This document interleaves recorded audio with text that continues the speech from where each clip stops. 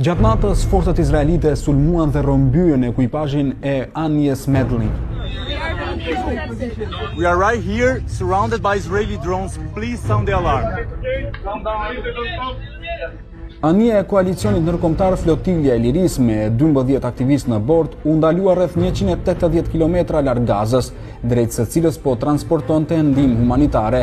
Ja kronologjia e gjithë ngjarjes. Gjatë ditës ekuipazhi fillimisht raportoi humbjen e sinjalit të vendodhjes dhe që atëherë paralajmëroi për një ndërhyrje të mundshme. Me ardhjen e errësirës nisi drama e vërtetë.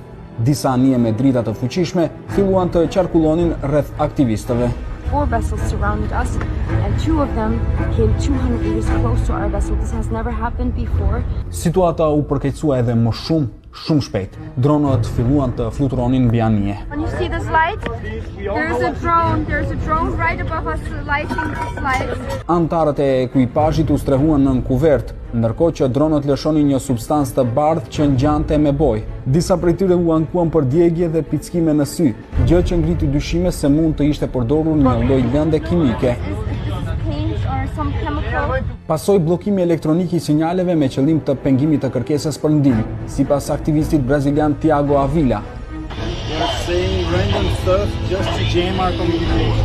Ndërkohë, 5 anije luftarake izraelite rrethuan Medlin dhe komandot izraelit u futën në anije. Aktivistët u rrëmbyen dhe lidhja me anijen u ndërprej plotësisht. Ushtria izraelite shpejt publikoi një video ku shihet duke u dhënë ujë dhe sanduiç ekuipazhit, por kjo ngjalli shumë kritika në opinion. Më vonë njoftuan se aktivistët do të merren në pyetje në Izrael dhe më pas do të deportohen në vendet e tyre të origjinës. Flotilja e Lirisë publikoi në Instagram deklaratë të regjistruar më parë nga aktivistët që kërkojnë lirimin e tyre.